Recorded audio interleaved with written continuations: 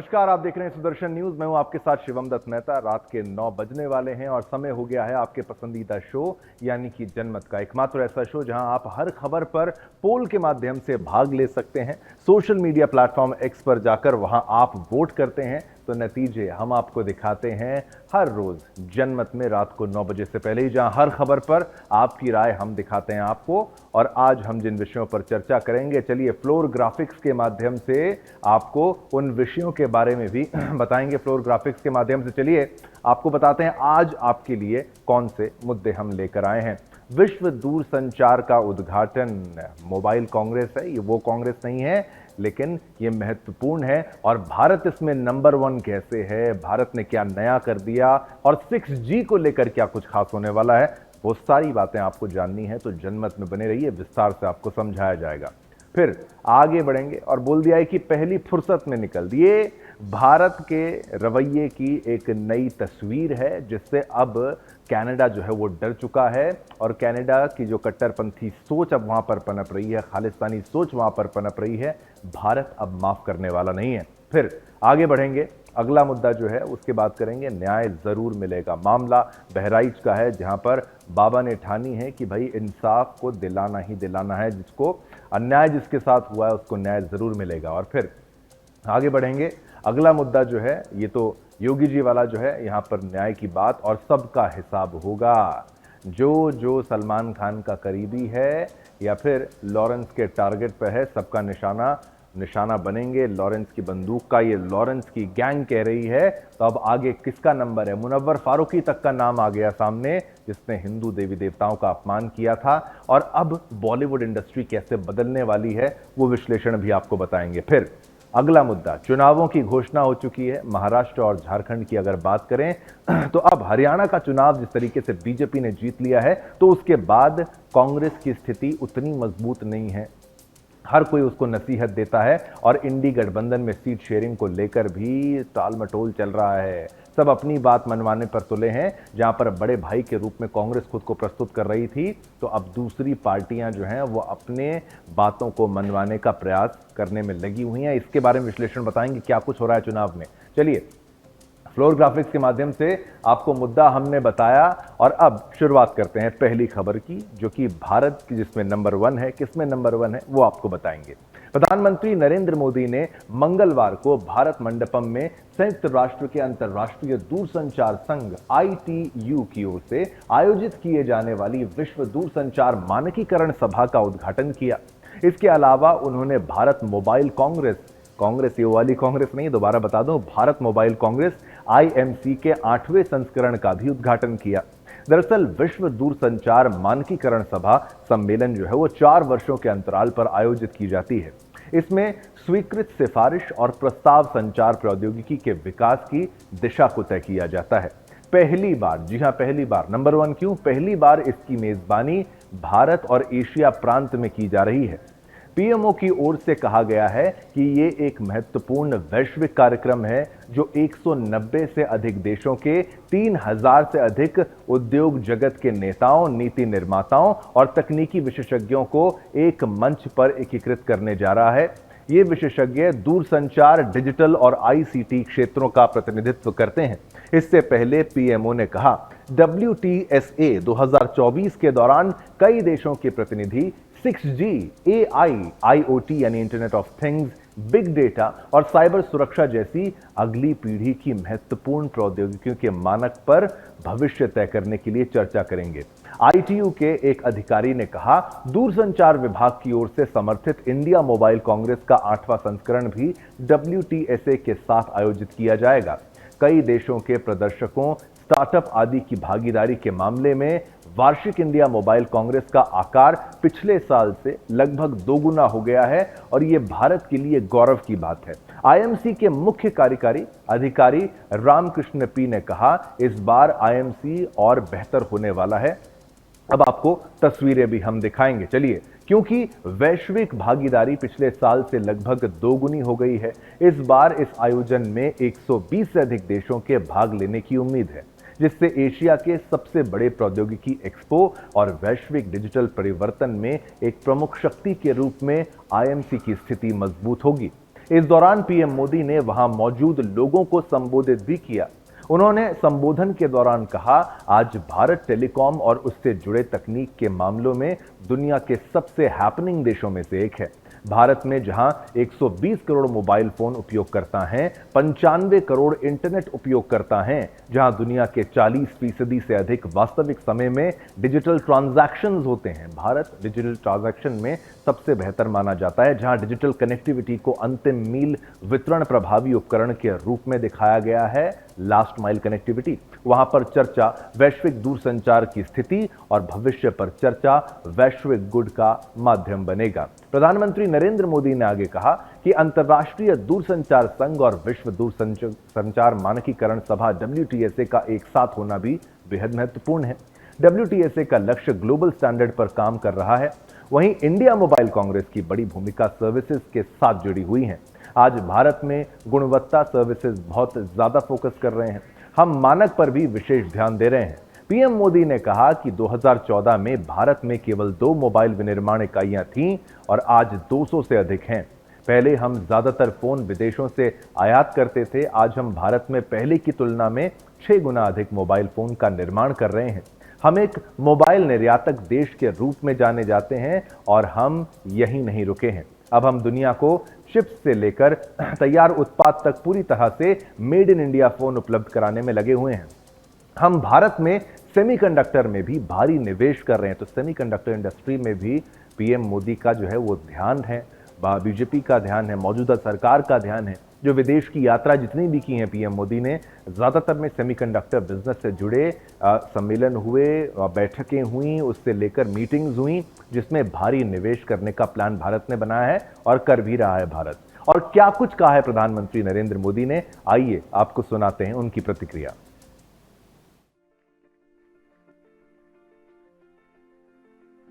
साथियों, आज भारत टेलीकॉम और उससे जुड़ी टेक्नोलॉजी के मामले में दुनिया के सबसे हैपनिंग देशों में से एक है। भारत जहां 120 करोड़ यानी 1200 मिलियन मोबाइल फोन यूजर्स हैं, भारत जहां 95 करोड़ यानी 950 मिलियन इंटरनेट यूजर्स हैं, भारत जहां दुनिया का 40% से अधिक का रियल टाइम डिजिटल ट्रांजैक्शन होता है, भारत जिसने डिजिटल कनेक्टिविटी को लास्ट माइल डिलीवरी का इफेक्टिव टूल बनाकर दिखाया है, वहां ग्लोबल टेलीकम्युनिकेशन के स्टैंडर्ड और फ्यूचर पर चर्चा ग्लोबल गुड का भी माध्यम बनेगी। फ्रेंड्स, हमारे यहां फोन तब तक सस्ते नहीं हो सकते थे जब तक हम भारत में ही उनको मैन्युफैक्चरर न करते। 2014 में भारत में सिर्फ 2 मोबाइल मैन्युफैक्चरिंग यूनिट थी, आज 200 से ज्यादा है।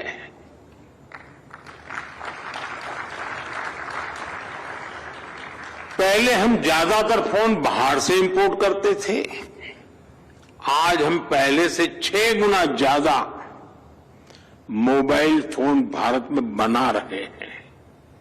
हमारी पहचान एक मोबाइल एक्सपोर्टर देश की है और हम इतने पर ही नहीं रुके हैं। अब हम चिप से लेकर फिनिश प्रोडक्ट तक दुनिया को complete made in India phone देने में जुटे हैं। हम भारत में सेमीकंडक्टर इकोसिस्टम पर भी बहुत बड़ा इन्वेस्टमेंट कर रहे हैं। फ्रेंड्स, WTSA और इंडिया मोबाइल कांग्रेस का एक साथ होना भी बहुत महत्वपूर्ण है। WTSA का लक्ष्य ग्लोबल स्टैंडर्ड्स पर काम कर रहा है, वहीं इंडिया मोबाइल कांग्रेस की बड़ी भूमिका सर्विसेज के साथ जुड़ी हुई है। इसलिए आज का ये आयोजन स्टैंडर्ड्स और सर्विसेज दोनों को एक ही मंच पर ले आया है। आज भारत क्वालिटी सर्विस पर बहुत ज्यादा फोकस कर रहा है। हम अपने स्टैंडर्ड्स पर भी विशेष बल दे रहे हैं।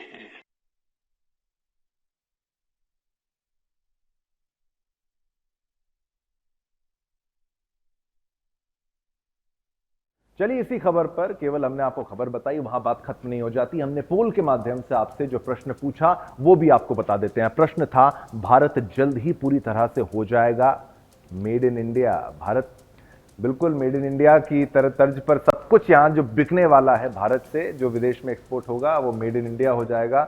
93% लोगों ने कहा हां, 7% लोगों ने कहा ना।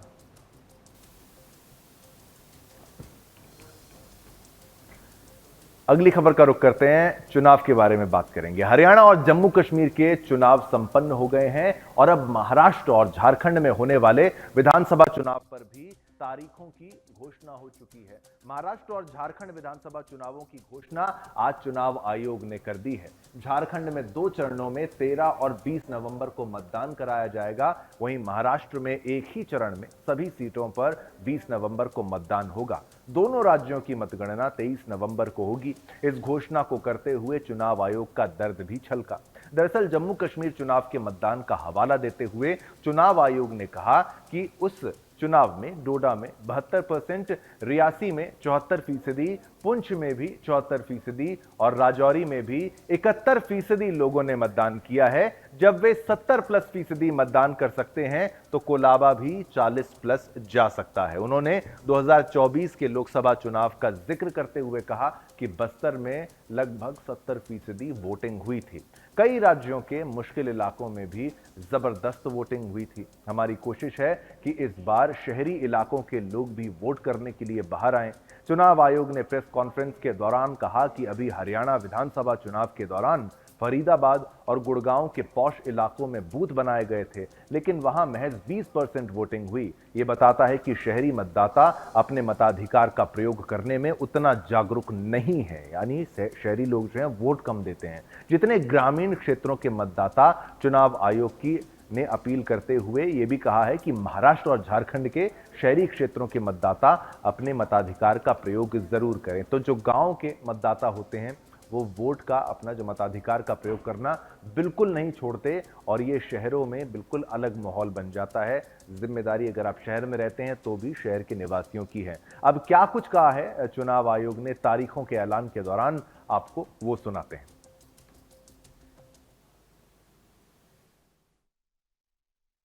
Coming to Jharkhand.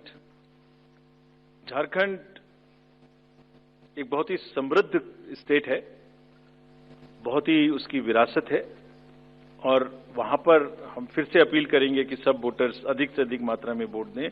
Schedule would be like this: Jharkhand would be in 2 phases. The date of poll, first phase would be on, date of poll would be on 13th November and the second phase would be along with Maharashtra on 20th November. So the date of issue of notification for Jharkhand phase 1 would be 18th and for phase 2 would be 22nd along with Maharashtra. Nominations for phase 1 would be till 25th of October and for phase 2 29th. This slide we will share with everyone. And date of poll would be 13th November and 20th November, both Wednesdays. And date of counting would be 23rd 11, that is Saturday. With this, we end our presentation with the request that through you, that all the voters of Jharkhand and Maharashtra कृपया बाहर आइए, कृपया vote करिए।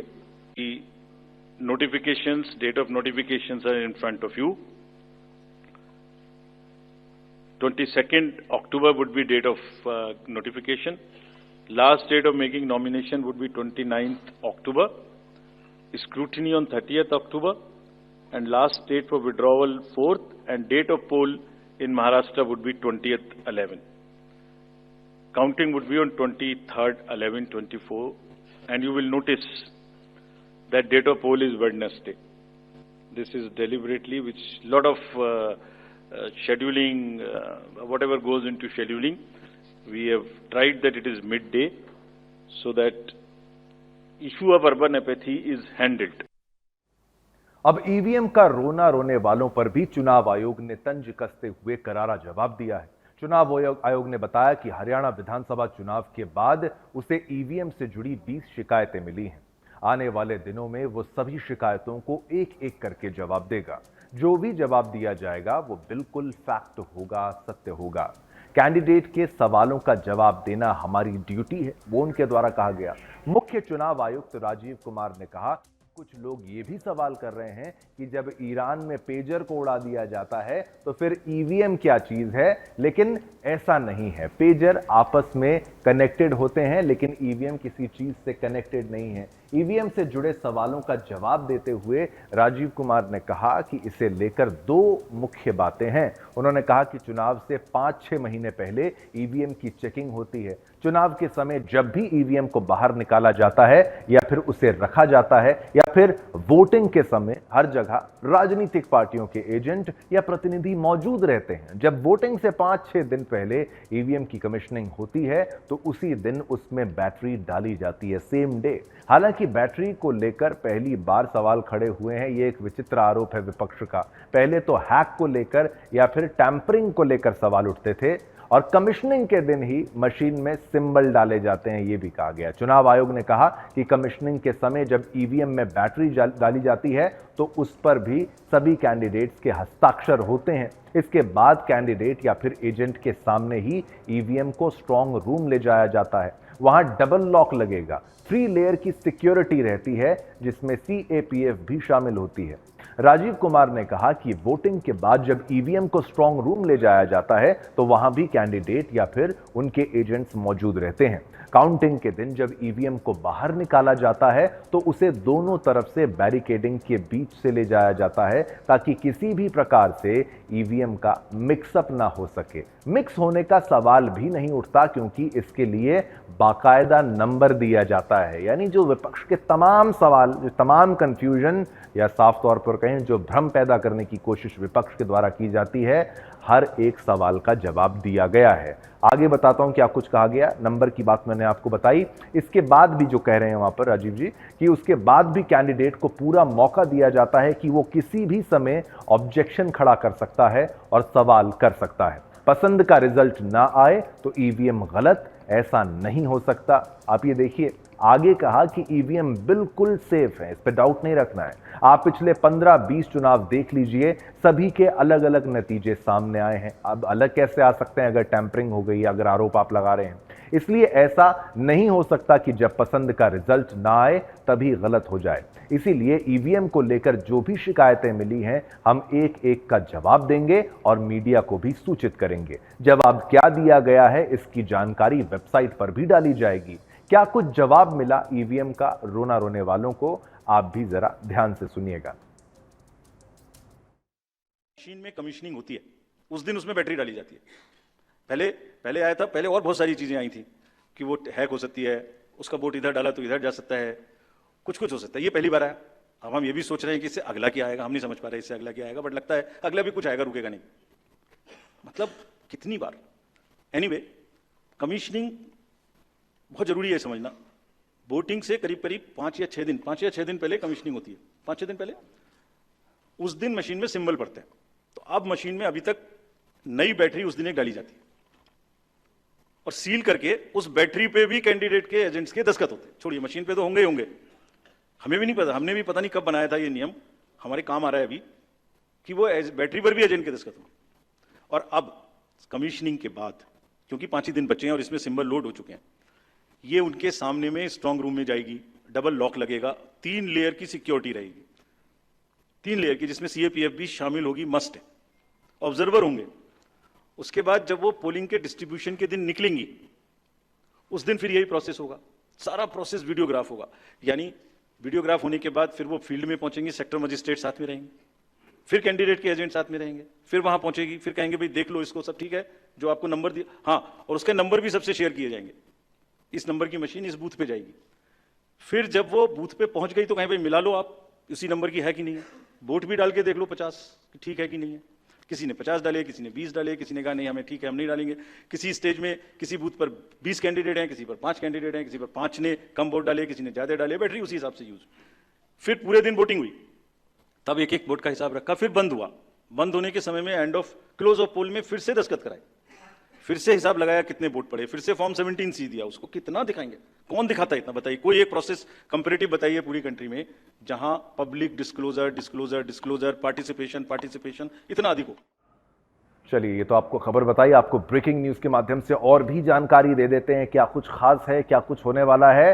तो आपको बता दें, आपके टीवी स्क्रीन पर कुछ ही पलों में ब्रेकिंग न्यूज के माध्यम से 14 राज्यों की 48 विधानसभा सीटों पर उपचुनाव होगा। विधानसभा सीटों पर उपचुनाव की खबर भी जान लीजिए। केवल झारखंड, महाराष्ट्र में चुनाव नहीं, उपचुनाव भी हैं।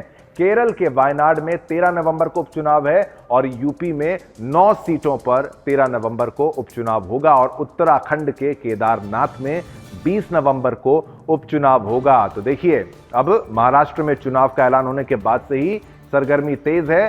14 राज्यों की 48 विधानसभा सीटों पर चुनाव है। केरल के वायनाड में 13 नवंबर को चुनाव होने वाला है। तो आप वो वायनाड की खबर भी हमसे देखिएगा। ये मुख्य खबरें हैं और मुख्य दिन होंगे जहां पर उत्तराखंड के केदारनाथ में 20 नवंबर को उपचुनाव होगा।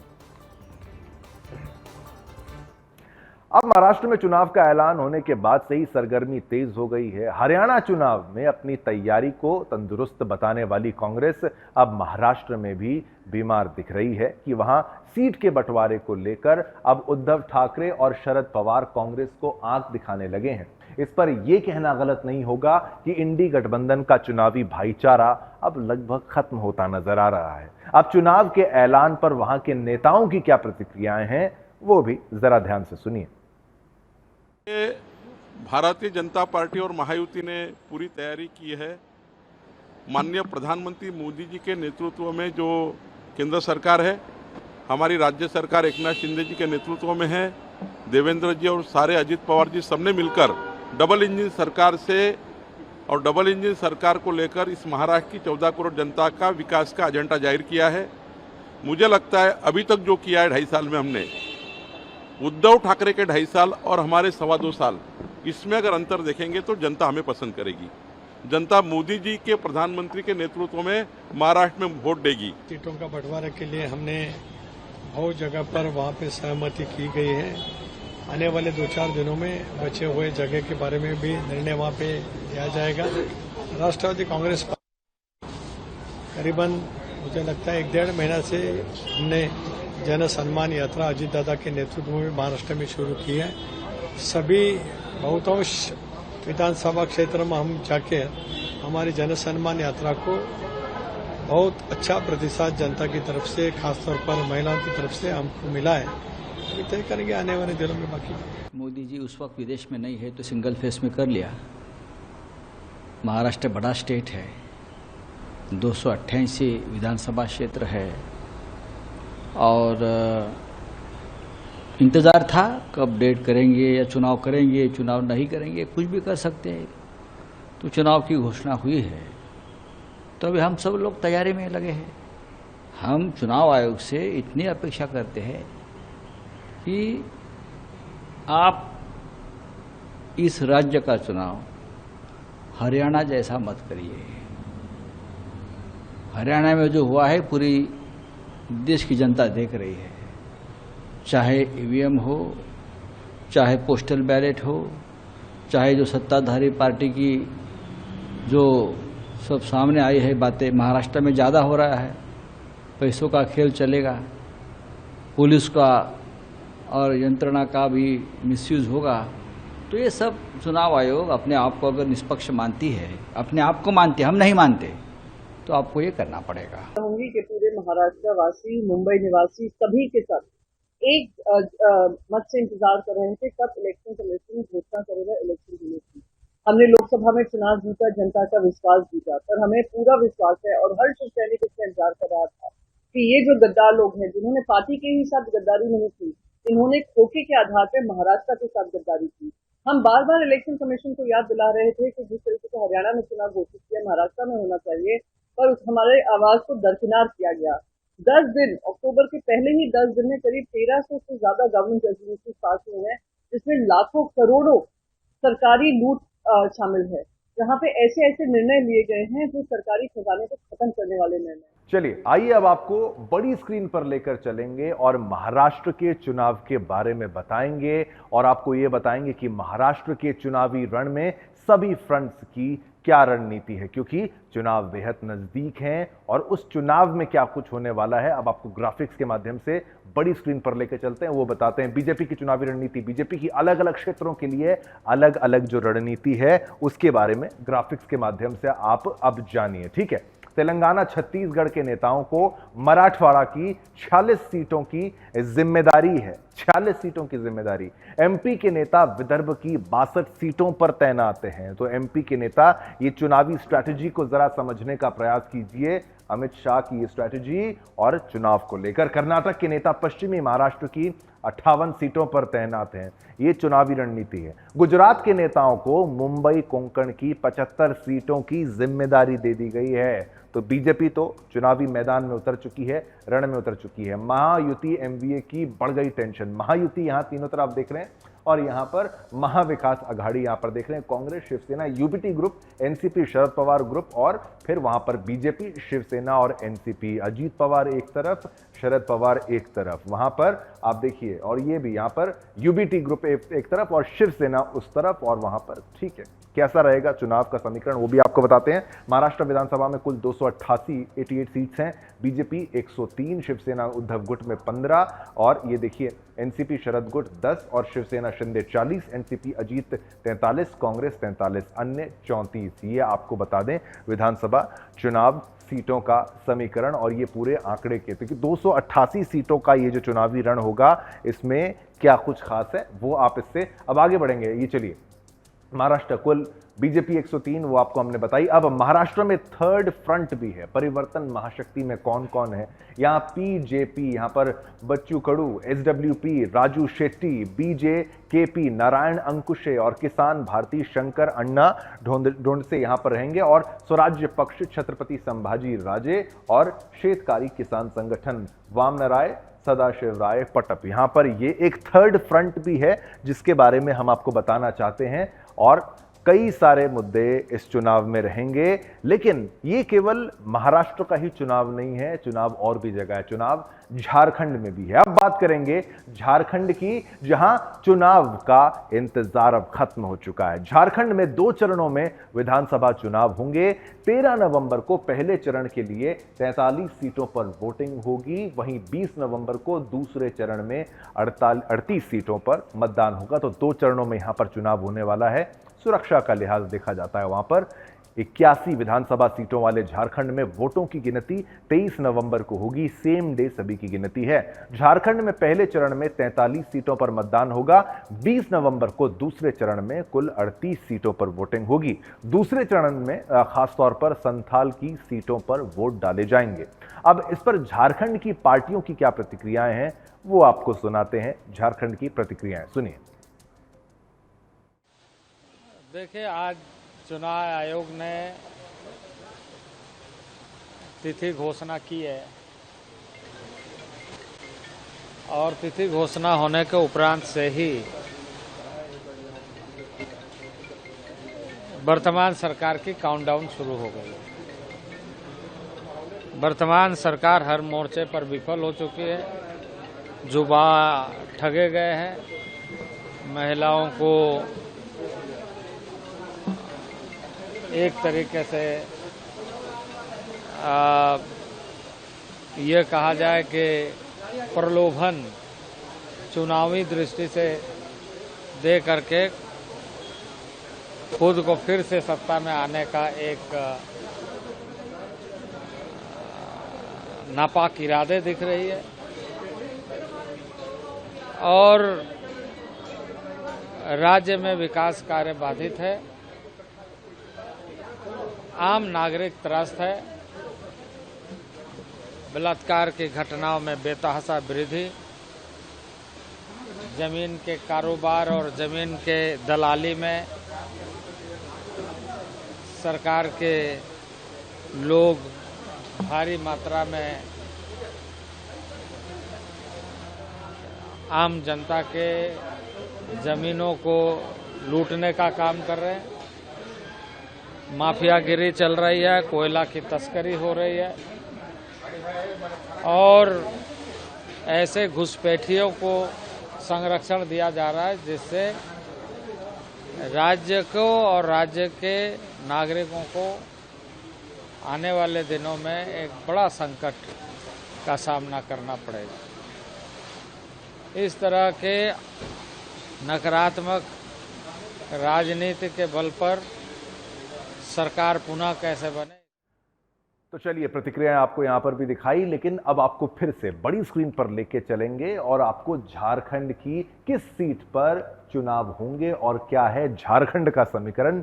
झारखंड के समीकरण के बारे में भी जानिए, वो भी बेहद जरूरी है। चलिए, ग्राफिक्स तो आपको दिखाएंगे बड़ी स्क्रीन पर। विधानसभा में जेएमएम की 30 सीटें, 81 सीटों में बीजेपी की 25 सीटें, कांग्रेस की 16 सीटें, आरजेडी 1 सीट, ये थोड़ा और पीछे के आपको दिखाता हूं, निर्दलीय 3 सीट, अन्य यहां पर 6 सीट, तो 81 सीट्स, 81 सीटें यहां पर। JMM 30 seat, BJP 25, Congress 16, RJD 1, निर्दलीय 3, अन्य 6।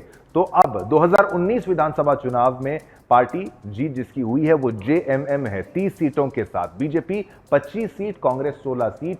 वोट शेयर आप देखेंगे तो आप हैरान होंगे कि बीजेपी यहां पर 33% वोट शेयर लेकर बैठी है, लेकिन फिर भी जीत यहां पर जेएमएम की। आप देखिए यहां पर आंकड़े देखिए, यहां पर जेएमएम और कांग्रेस, ये लीजिए, ये देखिए पार्टी ने कितना जीता है, ये आपको समीकरण भी दिखा रहे हैं, पूरा एनालिसिस समझा रहे हैं। अब झारखंड में वोटरों की संख्या के बारे में बात करते हैं। राज्य में कुल 2,57,78,149 मतदाता हैं, तो 2 करोड़ से ज्यादा लोग तय करने वाले हैं।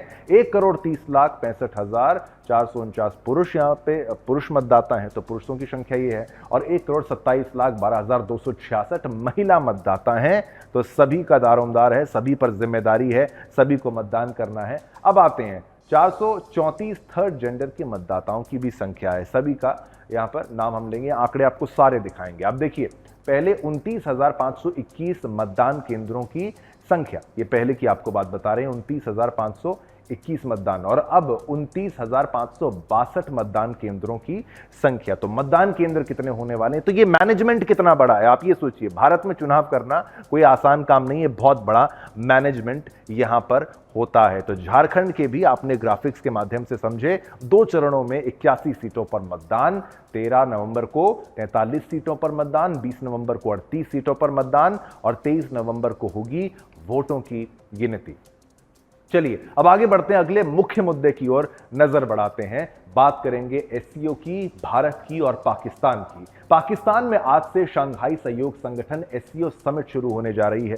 इस समिट में शामिल होने के लिए मंगलवार को भारतीय विदेश मंत्री एस जयशंकर इस्लामाबाद पहुंच चुके हैं। पाकिस्तानी प्रधानमंत्री शहबाज शरीफ डिनर को आयोजित करेंगे और इसके साथ ही एससीओ समिट की शुरुआत होगी। भारतीय विदेश मंत्री एस जयशंकर आज पाकिस्तान पहुंच चुके हैं। बता दें कि अगस्त में पाकिस्तान के प्रधानमंत्री शहबाज शरीफ ने प्रधानमंत्री नरेंद्र मोदी को एससीओ समिट में शामिल होने का न्योता दिया था। हालांकि भारत की ओर से आपको बता दें, प्रधानमंत्री के बजाय विदेश मंत्री समिट में शामिल हो रहे हैं। इससे पहले जयशंकर ने कहा था कि उनके पाकिस्तान जाने का मकसद सिर्फ एससीओ की बैठक है। इस दौर में दोनों देशों के रिश्तों पर कोई भी बातचीत नहीं होगी, यह संभव ही नहीं है। इससे पहले दिसंबर 2015 में तत्कालीन विदेश मंत्री सुषमा स्वराज जी पाकिस्तान गई थीं। सुषमा स्वराज जी इस्लामाबाद में अफगानिस्तान पर हुई कॉन्फ्रेंस में शामिल होने गई थीं। बता दें कि जयशंकर का यह दौरा ऐसे वक्त हो रहा है जब भारत और पाकिस्तान के बीच संबंध कुछ खास नहीं है। तो चलिए, पहले आपको ग्राफिक्स के माध्यम से समझाते हैं कि क्या है एससीओ समिट, वो आपको समझाएंगे। बड़ी स्क्रीन पर आपको फिर से लेकर चलते हैं एससीओ के बारे में। तो एससीओ क्या है?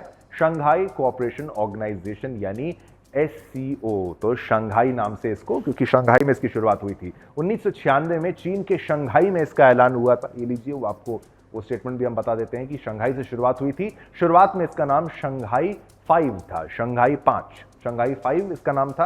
और शुरुआत में 5 देश इसके सदस्य थे एससीओ में, तब इसका नाम शंघाई 5 था क्योंकि 5 सदस्य इसमें मौजूद थे। और अब इसमें क्या खास है वो भी आपको बता देते हैं। रूस और चीन इसके प्रमुख सदस्य हैं, मेन मेंबर्स रूस और चीन इसके प्रमुख हैं। तो अब देखिए रूस, चीन और फिर पाकिस्तान की अगर बात की जाए तो भारत कैसे दूर रह जाए। 2001 में इसमें उज्बेकिस्तान भी जुड़ा है, उज्बेकिस्तान को भी इसमें ऐड किया गया है। और हर एक ऑर्गेनाइजेशन में भारत का होना बेहद जरूरी है, कई जगहों पर इग्नोर किया जाता है, लेकिन एससीओ में अपनी पकड़ मजबूत रखने भारत की जिम्मेदारी है। जिसके बाद अब देखिए 2017 में भारत जो है एससीओ का स्थायी सदस्य बना था।